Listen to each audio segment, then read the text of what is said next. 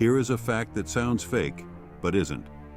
When Rome decided to go to war with Carthage in 264 BC, Rome didn't really have a navy, like, at all. They were a land power. They were farmers and infantrymen. If you put a Roman soldier on a boat, he was more likely to throw up than throw a spear. On the other side, you had Carthage. These guys were the masters of the Mediterranean. They had centuries of sailing experience, the best ships, and the best navigators. It was like a heavyweight boxer trying to fight a shark in the ocean. So how on earth did a bunch of land-loving Italians end up destroying the greatest naval power of the ancient world? The answer involves a shipwreck, a crazy invention, and a level of stubbornness that is honestly terrifying. The war started over the island of Sicily, but Rome quickly realized they couldn't just march there. They had to swim, and since they couldn't swim, they had to build. Legend has it that the Romans found a wrecked Carthaginian warship washed up on a beach. Instead of being intimidated by the technology, they did something brilliant. They reverse engineered it. They took it apart, piece by piece, numbered the boards, and mass-produced copies. It was basically the ancient version of IKEA. In just 2 months, they built a massive fleet of 120 ships. But there was a problem. You can build a Ferrari, but that doesn't mean you know how to drive it. The Roman rowers were terrible.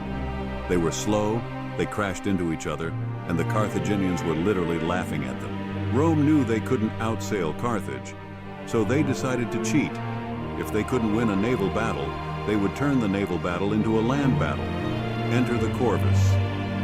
This was a massive rotating wooden bridge with a heavy iron spike on the end, mounted on the front of their ships.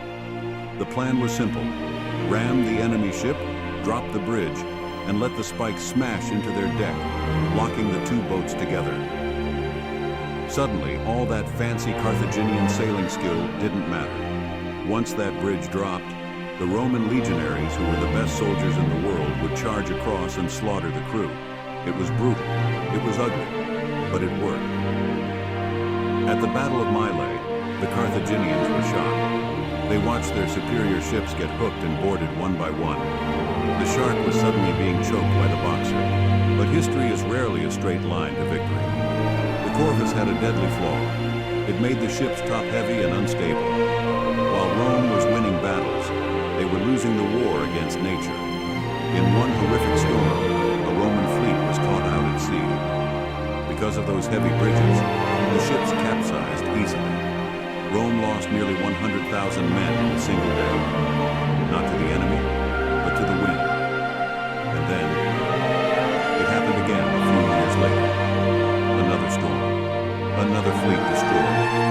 Any other nation would have quit. They would have signed a peace treaty and gone home. But this is the defining trait of Rome. They were relentlessly stubborn. After losing almost their entire male population to the sea, wealthy Roman citizens donated their own money to build one more fleet.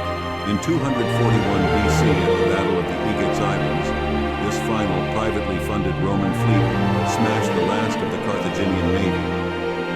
Carthage was broke, tired, and defeated. They sued for peace. Rome had done the impossible. They had transformed from a landlocked regional power into the masters of the Mediterranean Sea. It taught the world a lesson that still stands. Innovation and adaptability are powerful, but nothing beats the sheer refusal